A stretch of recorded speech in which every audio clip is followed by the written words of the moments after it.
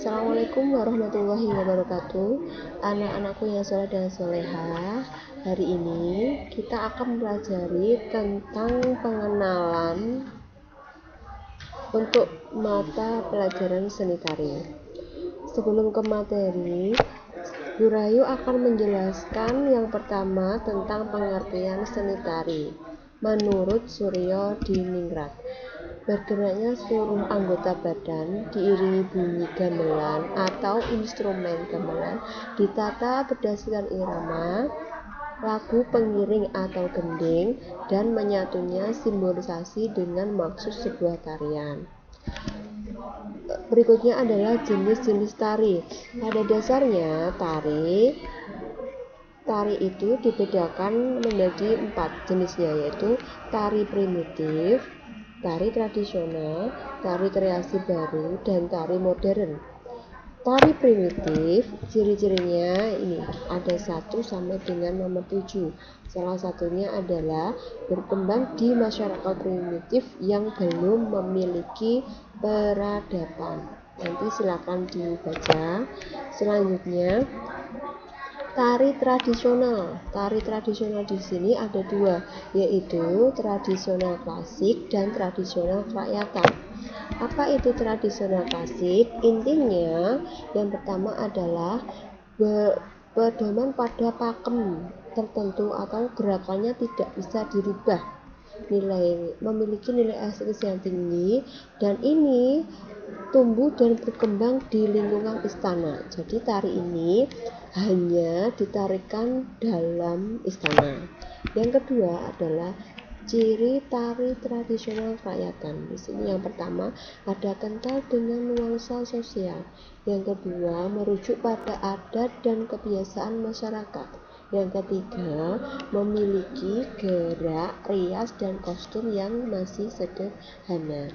Contohnya, kalau di daerah Kediri itu adalah tari tradisional rakyatnya adalah tari jaranan. Itu termasuk contoh dari tari tradisional kerakyatan. Selanjutnya,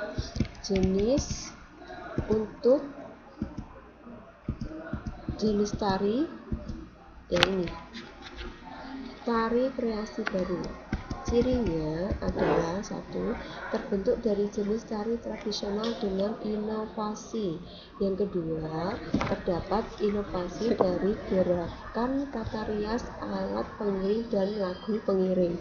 Yang ketiga, properti yang digunakan lebih modern. Berikutnya adalah tari modern. Pola geraknya lebih bebas, tapi tetap masih memperhatikan keindahan, mengikuti perkembangan zaman, dan berpola kekini-kinian. Selanjutnya adalah gerak tari berdasarkan pengolahan gerak. Di sini ada 2, yaitu gerak murni dan gerak maknawi. Gerak murni adalah gerakan yang diciptakan untuk menambah keindahan pada tarian tersebut. Misalnya gerak ukel.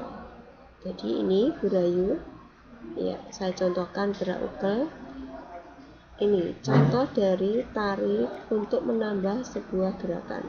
Ini termasuk dalam contohnya gerak murni. Yang kedua, gerak maknawi, yaitu gerak yang mempunyai arti atau mempunyai makna.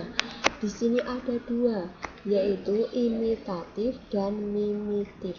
Kalau imitatif, ini gerakannya itu bersumber dari hewan. Kalau mimitif bersumber dari gerakannya tersebut, sumbernya dari manusia. Misal, gerak imitatif itu adalah gerak tari misal bebek, tari kupu-kupu. Ini bisa masuk ke sini. Jadi bisa binatang maupun alam. Kalau mimitif, gerakannya menirukan gerak manusia. Misalnya orang mencangkul, nelayan mencari ikan. Ini termasuk contoh gerak mimitif.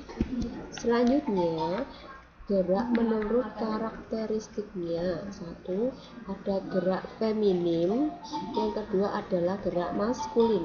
Feminim untuk perempuan, sedangkan gerak maskulin ini adalah untuk laki-laki.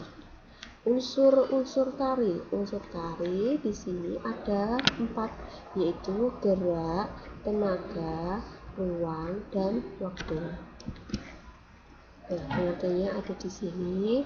Nanti silakan dibaca. Jika kurang jelas, silakan ditanyakan.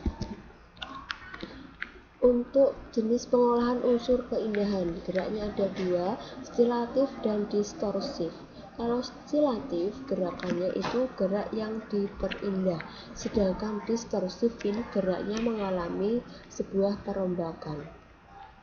Selanjutnya adalah prinsip dalam tari. Ada 3, wirogo, wiromo, dan wiroso. Kalau wirogo berkaitan dengan gerak, jadi gerak itu disebut dengan wirogo. Kalau wiromo itu kesesuaian penari dengan iringan musik. Kalau wiroso itu berkaitan dengan ekspresi atau penghayatan dari seorang penari. Ada juga yang menyebutkan tambah 1, yaitu wirupa. Wirupa itu adalah bisa berupa rias dan busana yang dipakai oleh penari. Penjelasannya ada di sini, silakan nanti dibaca. Jika kurang jelas, silakan ditanyakan oleh Bu Rahayu. Dan untuk pertemuan hari ini terima kasih. Kurang lebihnya saya mohon maaf. Saya akhiri. Wassalamualaikum warahmatullahi wabarakatuh.